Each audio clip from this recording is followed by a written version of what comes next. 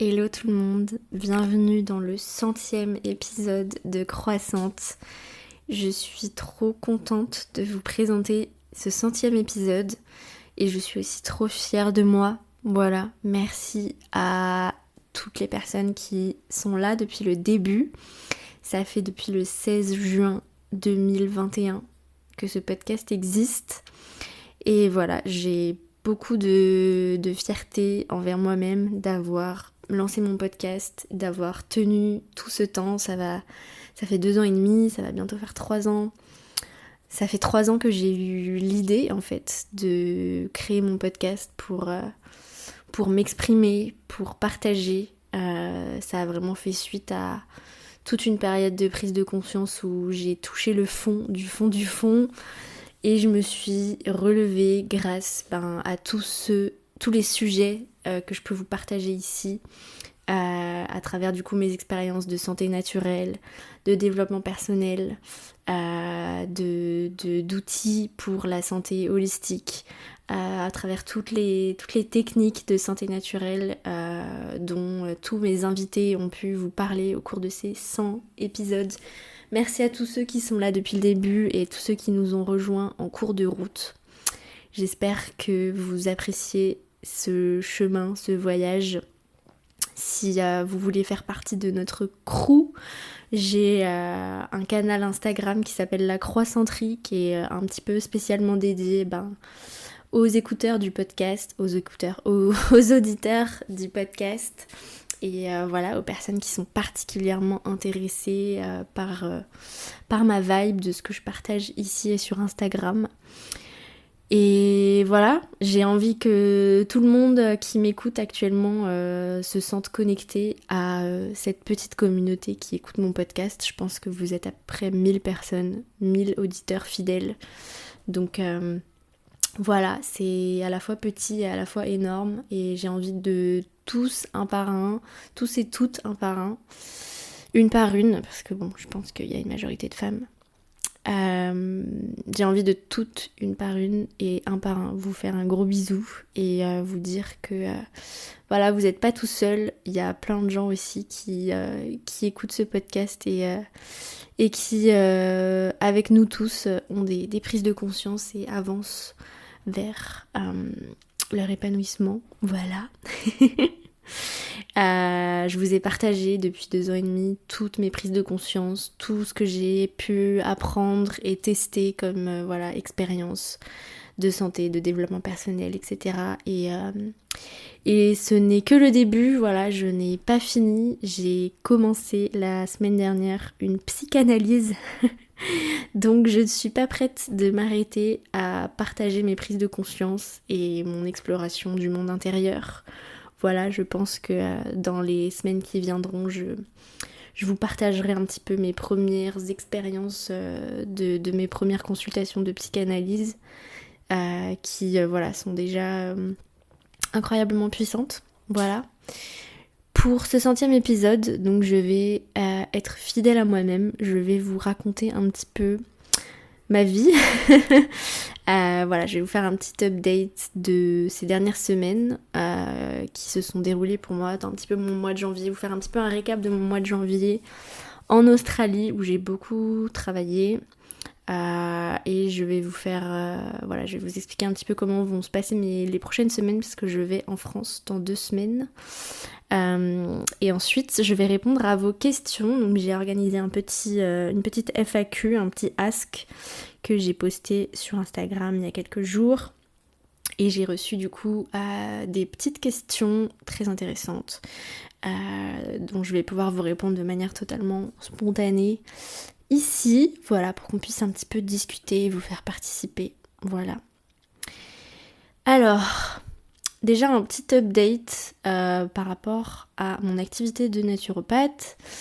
En janvier, j'ai fait beaucoup de consultations, donc je suis vraiment trop contente parce que ça y est, je suis sur un rythme de croisière, en termes de clientèle, de consultation, de chiffre d'affaires aussi, on va pas se mentir. Et je me suis vraiment rendu compte que c'est vraiment donner des consultations que j'aime.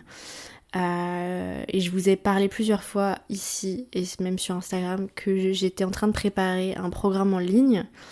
Et en fait, j'arrive pas. Je procrastine, je tombe tout le temps sur des blocages. Et ce mois-ci, étant donné que j'ai pu faire beaucoup de consultations, beaucoup de suivis, je me suis rendu compte que j'avais pas besoin de faire un programme en ligne pour diversifier mes sources de revenus, etc., changer ma stratégie, que c'est vraiment faire des consultations qui me plaît et que je peux subvenir à mes besoins et à mon budget juste en faisant des consultations, et que j'avais pas envie de travailler sur un truc qui est difficile pour moi pour espérer toucher plus de monde et gagner plus d'argent, alors qu'en fait les consultations ça me suffit bien comme ça et c'est ce qui me plaît, et j'ai pas envie j'ai plus envie de faire un programme en ligne, en tout cas pour l'instant. Du coup, je me focus uniquement maintenant dans mon business sur la création de contenu et sur faire des suivis, vous transformer à travers mes accompagnements individuels. Donc j'ai pris une petite décision aussi pour me préserver moi, préserver la qualité de mes accompagnements. Je vais limiter à 5 places de coaching par formule de coaching par mois. C'est-à-dire que sur mes 3 formules d'accompagnement, c'est-à-dire j'ai 3 niveaux d'offres. Le premier niveau, c'est la consultation à l'unité, toute simple, une consultation de naturopathie d'1h30 sur tout sujet, suivi d'un protocole envoyé par mail, qui coûte 87 € à l'heure où je vous parle. Ensuite, j'ai la formule Naturo-VG, qui est un suivi naturo de 2 séances avec un coaching sur WhatsApp après chaque séance, qui est du coup un suivi de naturopathie générale VG-friendly. Donc vous n'êtes pas obligé d'être vegan ou végétarien pour le suivre. Il faut simplement être ouvert à réduire les produits animaux, parce que pour moi c'est important, clairement. Et c'est aussi un espace qui est safe pour les personnes qui sont véganes ou végétariennes et qui ont testé la naturopathie et qui sont tombées sur des naturopathes un peu fermés ou mal formés, qui leur ont conseillé de reprendre les produits animaux. Et je considère moi que c'est une violence, et j'ai vraiment envie d'offrir aussi cet espace safe pour ces personnes-là, pour qu'elles puissent continuer à manger comme il leur semble, mais adapté à leur santé sans devoir remanger des produits animaux. Et le 3e niveau d'offre, c'est mon suivi qui est dédié aux personnes qui souffrent de troubles du comportement alimentaire ou d'une relation au corps et à l'alimentation troublée, donc l'accompagnement Cookie Forever. Donc pour chacune de ces formules, il y aura 5 places d'ouvertes par mois, c'est-à-dire qu'il y a 5 personnes qui pourront prendre une consultation à l'unité, 5 personnes qui pourront prendre la formule Naturo-VG et 5 personnes qui pourront prendre la formule Cookie Forever. Voilà, une fois que 5 personnes se seront inscrites à ces coachings individuels, je fermerai le calendrier pour ces coachings jusqu'à la fin du mois. Voilà, donc vous êtes prévenus. Si vous comptiez faire un suivi avec moi au mois de février, eh bien prenez-y vous tôt avant que les places ne soient fermées et que ça vous reporte au mois de mars. Voilà. J'ai aussi un nouveau partenariat avec NutriPure. Peut-être que c'est une marque que vous connaissez. Donc NutriPure, c'est une marque de compléments alimentaires et de superfood. Ils ont un large choix de compléments alimentaires et de superfood vegan. Ce n'est pas une marque 100% vegan, mais ils proposent des produits d'excellente qualité qui peuvent vraiment aussi aider dans l'alimentation végétale. Je vous ai fait une story à la une où je vous ai montré ce que j'avais commandé sur cette marque. J'ai eu le droit à une grosse commande et du coup j'ai fait une sélection de produits vegan. Et c'est vraiment une super marque. Ils m'ont contactée, donc j'étais trop contente. Et ça vient un petit peu compléter ce que je trouvais pas chez mes autres partenaires. Donc c'est une marque qui est assez accessible aussi au niveau des prix. Et vous avez moins 10% en vous inscrivant avec mon code parrain. Donc c'est pas un code promo, c'est un code de parrainage qui vous fait bénéficier pour votre première commande de moins 10%. Donc mon code parrain c'est Louise10. Et ensuite du coup vous avez du coup votre compte qui est créé, vous pouvez aussi accumuler des points pour vos commandes suivantes. Voilà, je vous mets aussi le lien à partir de maintenant dans la description des épisodes. Sachez aussi, j'en ai pas encore parlé, c'est pas encore officiel, donc je sais pas si je si je spoil pour la marque, mais mon partenariat avec InnoNature va bientôt se terminer. Voilà, on m'a annoncé un petit peu en off qu'ils allaient arrêter de travailler avec le marché français. Donc c'est une marque allemande. Donc a priori les produits seront toujours disponibles, vous pourrez toujours vous les faire livrer d'Allemagne à la France. Mais en tout cas, les codes promo avec les influenceurs français, ça va se terminer. Donc voilà, si vous vouliez commander vos compléments alimentaires vegan chez InnoNature, je pense notamment à la B12, etc. Voilà, j'ai pas encore trouvé d'équivalente chez une autre marque, il va falloir que je trouve ça. Mais en tout cas, voilà, vous avez aussi, je pense, pendant encore peut-être 1 ou 2 semaines, la possibilité de commander avec mon code de moins 20%. C'était une super offre aussi, donc je suis un peu dégoûtée. Voilà, le code c'est Louise Brenner 20. Je sais pas exactement quand est-ce qu'il va se terminer, mais ça va bientôt arriver à mon avis courant du mois. Donc voilà, vous êtes prévenus. Petit update de vie aussi, donc j'ai passé ces dernières semaines en Australie, donc le mois de janvier, donc je vous l'avais expliqué en décembre que ma vie était un petit peu particulière parce que mon mec travaille en mine 1 semaine sur 2. Au final, après Noël, mon mec a décidé de changer de travail et d'en chercher un nouveau, donc du coup il avait pas de travail pendant tout le mois de janvier, donc on est restés ensemble tout le temps, ce qui était cool parce que en fait, on s'était jamais vu plus d'1 semaine d'affilée, du coup, vu qu'il travaillait tout le temps 1 semaine sur 2. Donc là, on a vraiment pu passer plein de temps ensemble. Et voilà quoi, maintenant j'ai plus de doute sur le fait que voilà, on est vraiment fait pour être ensemble, que c'est une relation qui va durer, qui fait que s'améliorer, que s'approfondir. Donc voilà, je suis trop contente et j'ai vraiment beaucoup de gratitude pour ça. Et du coup, comme il était là tout le temps, j'ai travaillé aussi tout le temps. Je me suis pas pris de semaines off, vu que je le voyais avant qu'1 semaine sur 2. J'essayais de travailler à fond pendant 1 semaine et d'être un peu plus off la semaine d'après. Donc là, c'est pas ça qui s'est passé. Du coup, au final, j'ai travaillé 6 jours sur 7, avec parfois une demi-journée off par-ci par-là. Et du coup, j'ai beaucoup travaillé, donc voilà, ça correspondait aussi au fait que voilà, le mois de janvier, c'est aussi un mois où en naturopathie, on bosse beaucoup parce que c'est un mois où les personnes veulent prendre des nouvelles résolutions et veulent prendre soin d'eux. Donc voilà, c'est une période un peu intense pour les naturopathes. Donc j'ai travaillé 6 jours sur 7, quasiment. Et du coup, je vous l'ai déjà dit, mais voilà, ça m'a un peu... je commence à être un petit peu fatiguée. C'est aussi pour ça que j'ai décidé de limiter le nombre de places de coaching par mois. Donc voilà, mais en tout cas voilà, j'ai vraiment adoré, j'ai eu plein de clientes, j'ai reçu plein d'avis positifs, je vous les partage régulièrement en story aussi. Et voilà, j'adore mon métier, voilà. Et donc voilà, si je dis que c'était un petit peu les dernières semaines, c'est parce que je vais en France, du coup, à partir du mois de... pendant 2 semaines, là, je pars le 14 février en France. Je vais passer quelques jours à Paris, puis ensuite j'arrive en Bretagne. Les travaux de mon appartement sont terminés. Je vais pouvoir le meubler, donc voilà, si vous me suivez sur Instagram, il va y avoir un petit peu de contenu déco dans les semaines à venir.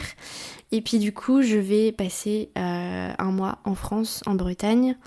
Donc si vous ne pouvez pas prendre mes consultations parce que c'est toujours sur des horaires de matinée heure française et que vous avez besoin d'horaires en fin de journée, eh bien stay tuned. À partir du coup de mi-février, je vais mettre à jour mes horaires et vous pourrez réserver du coup de fin février à mi-mars des consultations sur des horaires de fin de journée.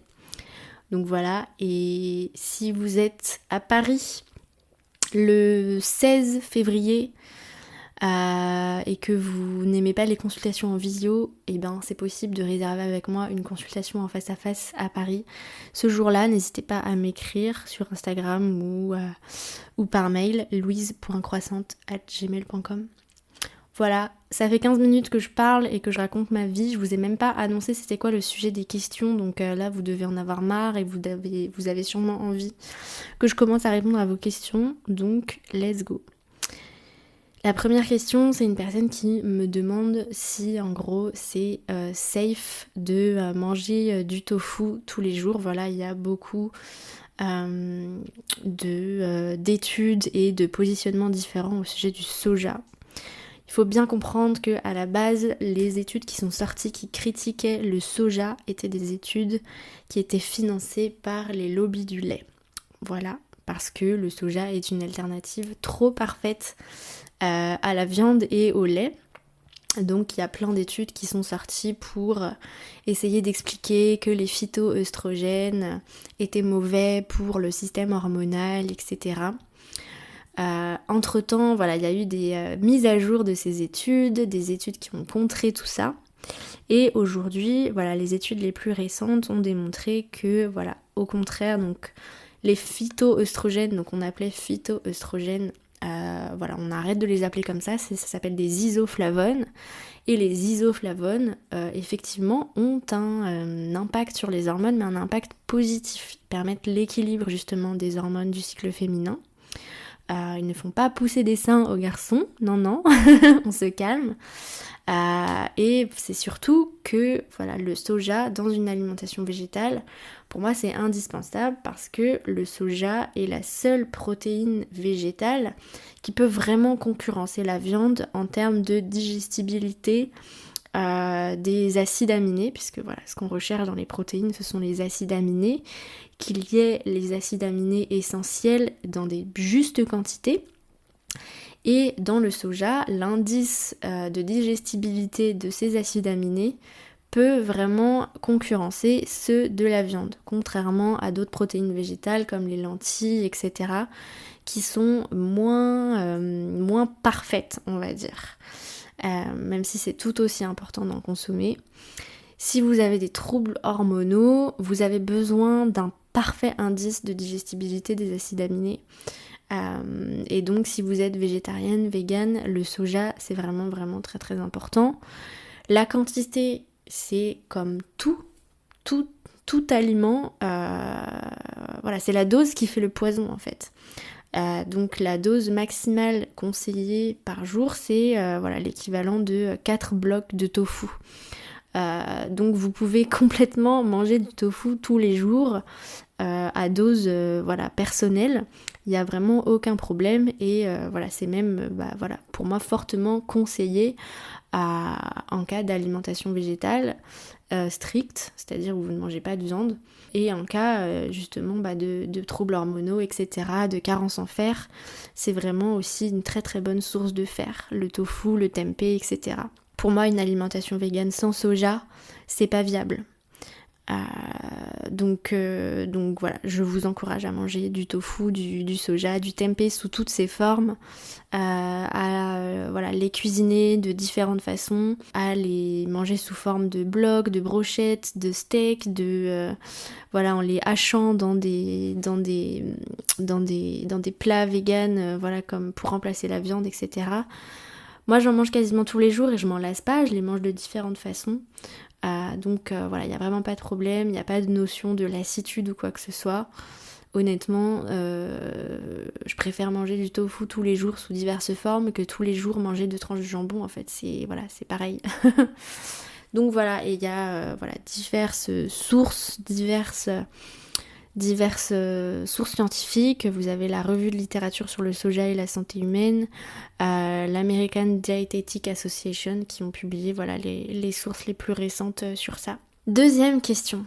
Qu'est-ce que j'écris en journaling ? Ouais, donc cette semaine j'ai posté un réel sur une technique d'écriture. Voilà, voilà, par exemple sur comment transformer son image corporelle, l'image qu'on a de soi-même.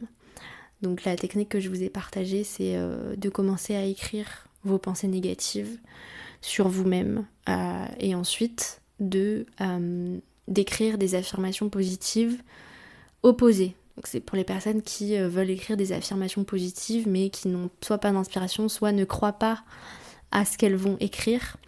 Par exemple, vous n'aimez pas votre corps, vous écrivez « je n'aime pas mon corps ». Ça va être quoi l'affirmation positive opposée pour transformer cette croyance?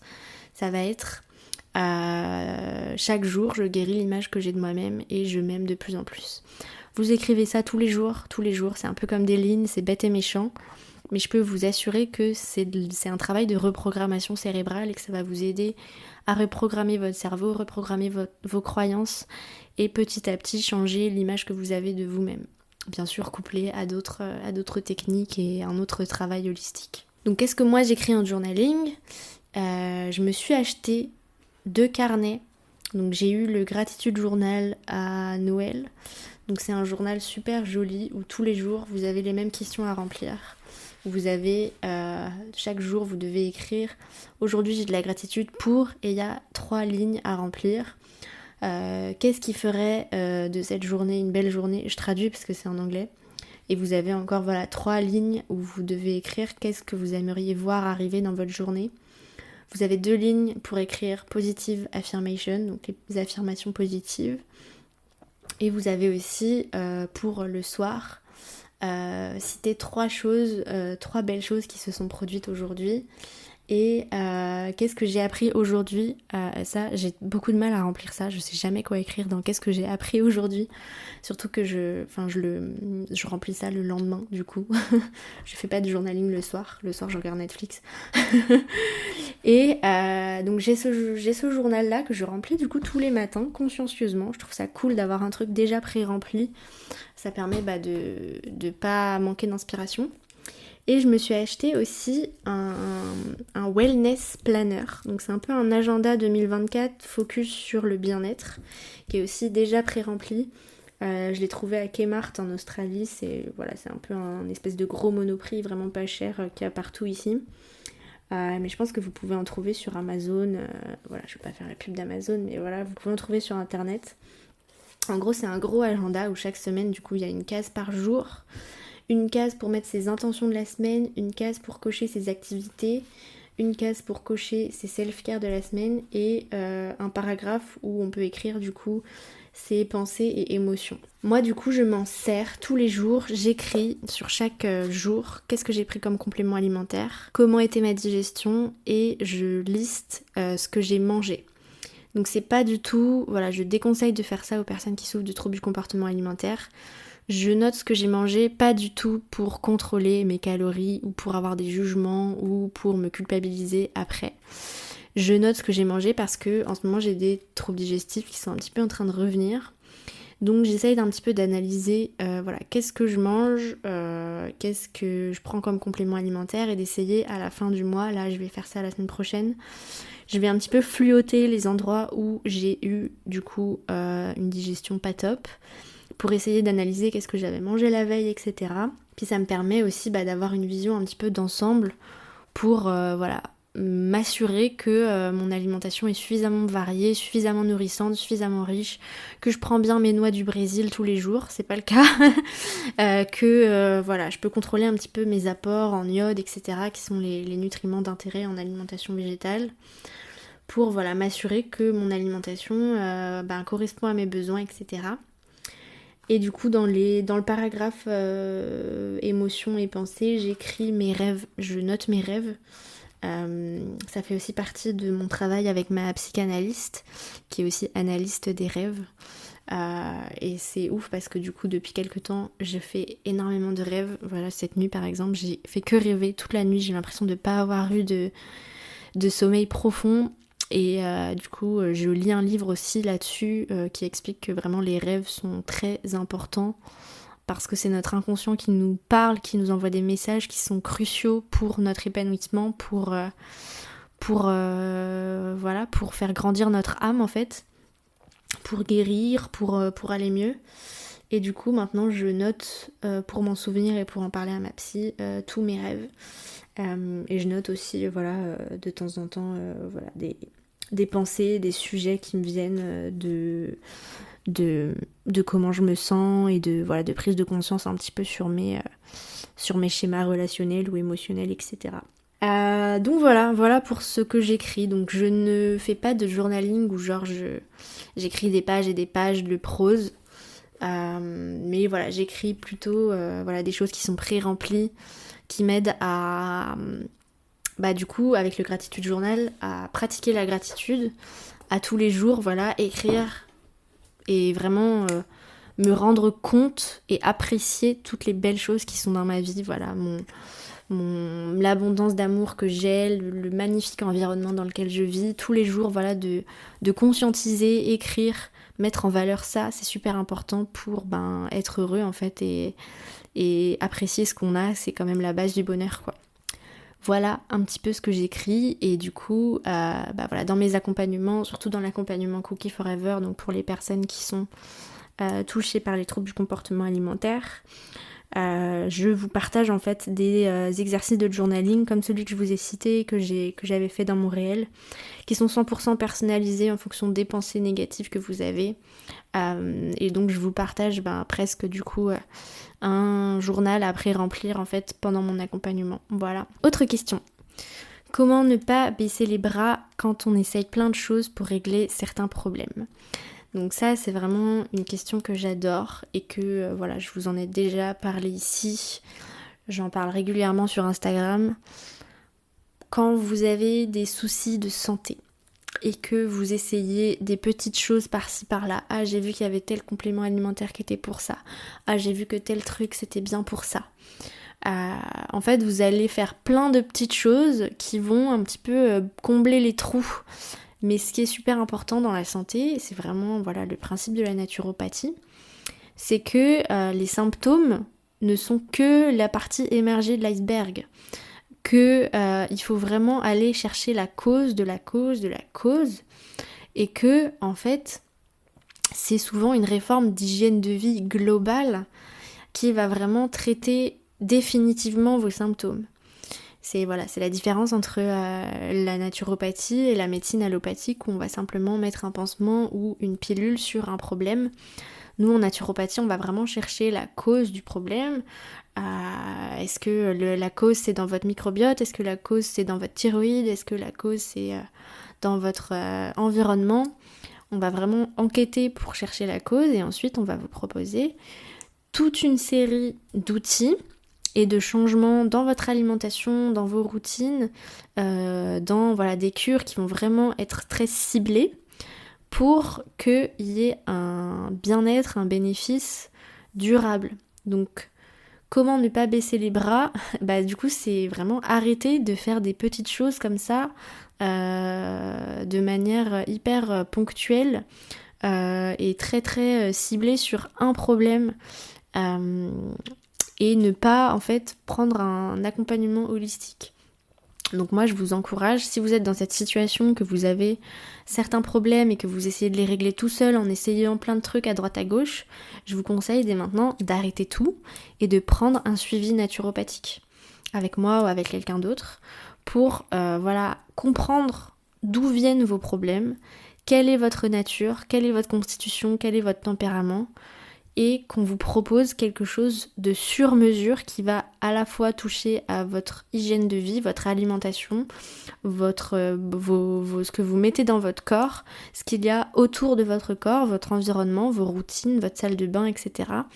Et des outils pour l'esprit, de mindset, de gestion des émotions, de gestion du stress. C'est tout ça qui va vous permettre en quelques mois vraiment d'aller mieux durablement. Voilà. Bon courage à tous qui sont dans cette situation et mes messages privés sont ouverts pour que vous m'expliquiez un petit peu votre problématique et savoir si je suis la bonne personne pour vous, et vous pouvez aussi réserver mon appel découverte gratuit sur mon site pour discuter de votre problématique et savoir un petit peu quelle formule d'accompagnement serait la plus indiquée pour vous. Avant-dernière question. C'est pas vraiment une question, c'est un sujet. Donc la personne qui m'a posé cette question, je le sais parce que j'ai déjà discuté avec elle en message privé sur Instagram. C'est le sujet de la peur de grossir et la dépendance au sport, et donc la personne est anorexique qui me demande cette question. Anorexique plus ou moins en rémission, mais voilà. Donc voilà, c'est plus la peur de grossir et la dépendance au sport dans le contexte de l'anorexie. Comment ne plus avoir cette peur de grossir et comment se détacher de cette dépendance au sport dans un contexte d'anorexie ou de restriction, voilà, de troubles du comportement alimentaire. Donc il faut bien comprendre que l'anorexie mentale et les troubles du comportement alimentaire, ce sont des troubles complexes et graves qui vont au-delà de la simple volonté de perdre du poids. Les personnes qui sont touchées par ça, elles éprouvent une peur qui est intense de prendre du poids, mais c'est souvent en fait associé à une perception déformée de leur propre corps et un besoin aussi de contrôle. C'est un petit peu aussi un symptôme d'un autre traumatisme. Et donc même après avoir atteint un certain état de rémission, la peur de grossir peut persister. Et c'est ça qui crée vraiment un défi pour le rétablissement complet. Donc la peur de prendre du poids chez les personnes anorexiques, c'est vraiment souvent profondément enraciné dans des facteurs psychologiques, émotionnels complexes. Et voilà, la société actuelle grossophobe mettant une pression considérable sur les normes de beauté et de minceur.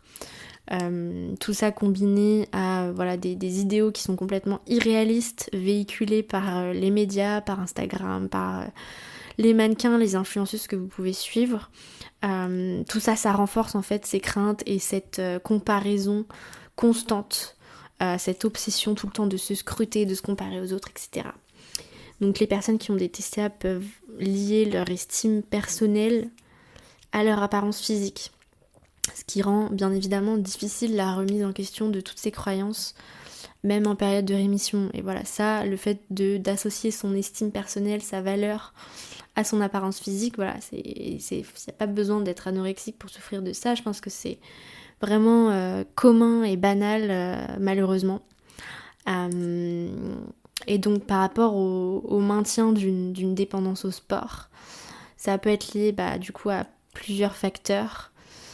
Le sport, surtout chez les anorexiques, c'est vraiment un moyen de rester dans le contrôle, de continuer à se faire du mal, de continuer à maigrir, de continuer à perdre des calories. Il y a vraiment cette notion aussi de pureté, de ne pas vouloir prendre du poids au sens de... il y a un dégoût en fait de la chair, il y a un dégoût de l'humanité.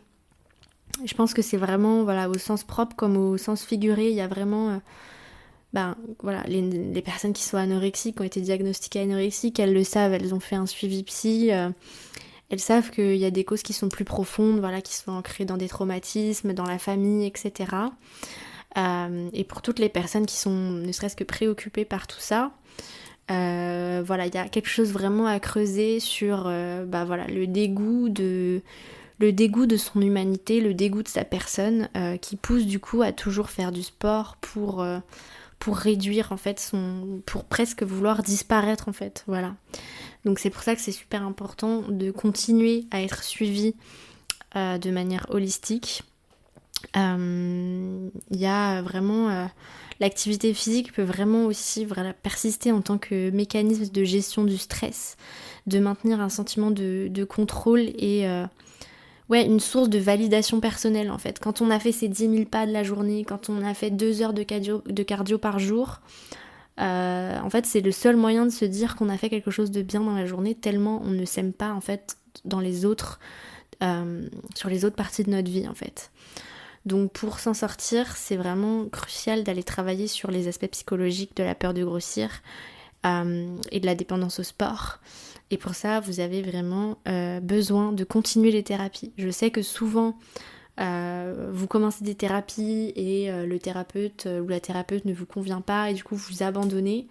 Mais je peux vous assurer que c'est vraiment très très important de continuer à vous faire accompagner. Peut-être que si vous avez une mauvaise expérience, faites une pause, essayez de vous reconnecter à vous-même et de comprendre ce dont vous avez besoin et de continuer à chercher des thérapeutes qui vous conviennent.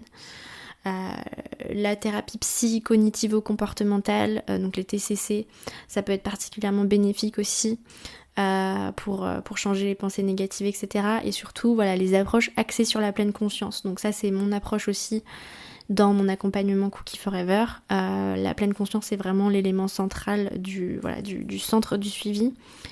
La pleine conscience et la compassion envers soi-même, ça peut vraiment jouer un rôle essentiel dans la reconstruction d'une relation saine avec son corps. Et voilà, c'est important d'être suivi par médecin, psychologue ou psychanalyste. Et voilà, naturopathe, moi je suis vraiment persuadée que la naturopathie, surtout dans l'anorexie, peut vraiment aider à ne pas replonger, éviter les rechutes dans l'anorexie, éviter les rechutes dans la dépression, continuer à lutter contre la dénutrition. Voilà, on a beaucoup de techniques naturelles pour lutter contre la déminéralisation, continuer à nourrir votre corps même quand vous êtes incapable de consommer beaucoup de calories ou consommer beaucoup de nourriture. Voilà, il y a beaucoup d'outils naturels pour continuer à combler vos carences, voilà, notamment des super aliments, voilà, l'ortie, etc., certaines infusions, voilà, des outils naturels qui permettent de lutter contre la dénutrition. Voilà, c'est super important pour moi. Mais voilà, avec un soutien approprié et une prise de conscience personnelle et ne rien lâcher, c'est vraiment possible de s'en sortir définitivement.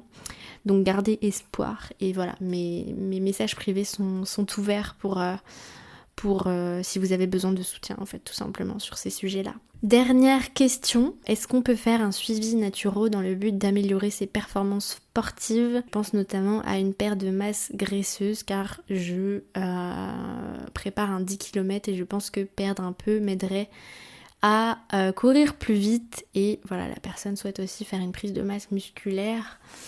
Voilà, il me demande du coup si faire un suivi naturo dans le but d'améliorer tout ça est indiqué. Et donc ma réponse est oui, tout à fait. Donc la naturopathie, voilà, c'est vraiment... En fait, faire un suivi naturo, ça peut être utile à tout moment de votre vie où vous avez peut-être une épreuve à passer, un changement de vie.